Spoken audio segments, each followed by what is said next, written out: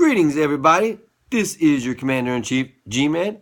Welcome to another segment of Movie Reviews on Gman Live Weekly. And today we will be talking about suffragettes. Suffragettes. So what is a suffragette? You know, if you're too young, you're like, what the fuck is a suffragette, man? Like, is that some kind of like, game that you play on, like, Xbox?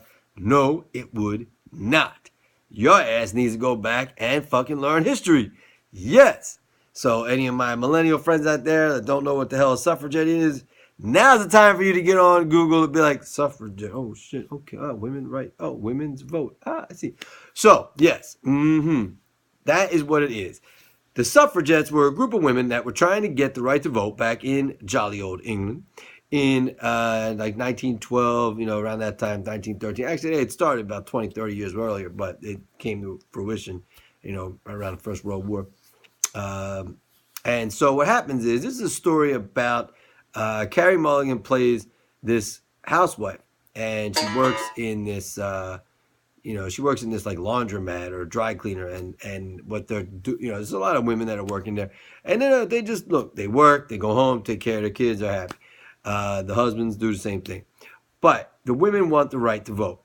And so what happens is, you got now you got your clash. You got the head of the area and the province saying, hey, look, we just do what the law says. And the law says you guys can't vote, so you can't vote. They're saying, well, we need to change those laws because we should be able to vote. There's no reason why we shouldn't be able to vote. And they would be correct. So now keep in mind, for all peeps in the U.S., women got the right to vote in 1920. So their struggle a little different. They didn't get it for like another 8-9 years. Different reasons. In the U.S., it was tied to prohibition. So basically, it was like a political deal. Like, hey, you guys support us, we'll support you. No more liquor. You get the right to vote. We're good. That's how shit worked. So over in the movie, you got Carey Mulligan starting to slowly listen to the words of this woman, Miss I think it's Bancroft, something like that. And she's a real person, by the way. It's a true story. So she starts to go to these meetings, and she gets more and more dragged into this. And she's like, you know what? Yeah, we should have the right to fucking vote.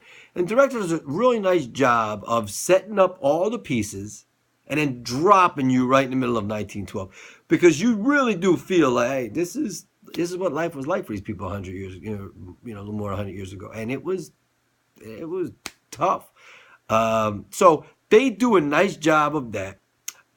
So good, mad props to the director for that. Writer does a great job of explaining the time period, and look, this is 1912. I mean, women don't have the right to vote, but it's like, hey, that's the way things were. You know what I mean? So you have to respect that time period and what they did and what they knew. It was like basically a late 18th century, early 19th century. Late 19th century, early 20th century mindset. Hard for us to understand in our 21st century mindset. So, Carey Mulligan's getting beat up. All the girls are getting beat up by the cops to stay away from having these protests. Eventually, they start to get a little more militant, and they start blowing up post office, and then they start blowing up like the council guys, the house, and then the officer that keeps arresting Carey Mulligan keeps saying, "Look, you're gonna lose and lose and lose," and she does. Like, she loses her job, she loses her kids, she loses her family. I mean, it just goes down the fucking tubes, and it's bad. I mean, this is another one that's like, wow, like, it's deep shit, I mean, there's some intense stuff. There are a lot of, I saw a lot of chicks, checking stuff. And for good reason. This is actually one of those movies where, like, you're thinking to yourself, like, why would you prevent these people from voting? So, yeah, I mean, but like I said, that's our 21st century mindset compared to their late 19th century, early 20th. That's a big difference. So, but as far as the movie is concerned, though, the historical accuracy is good, real good.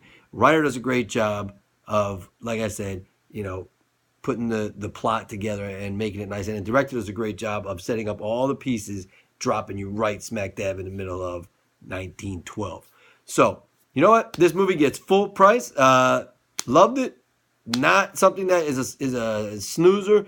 Good one. Definitely keeps you interested, and no question, it gives you a little bit of a sense of history. So it's actually, for both reasons, yeah, you get a chance to see some interesting stuff. So that will do it for Suffragettes. So yes, not just an Xbox movie or an Xbox game for all you millennials out there. Yep, there is something actually called a suffragette, and it's not a freaking plane or something that you fly in Xbox. So anything you want to know, put it in the comments below.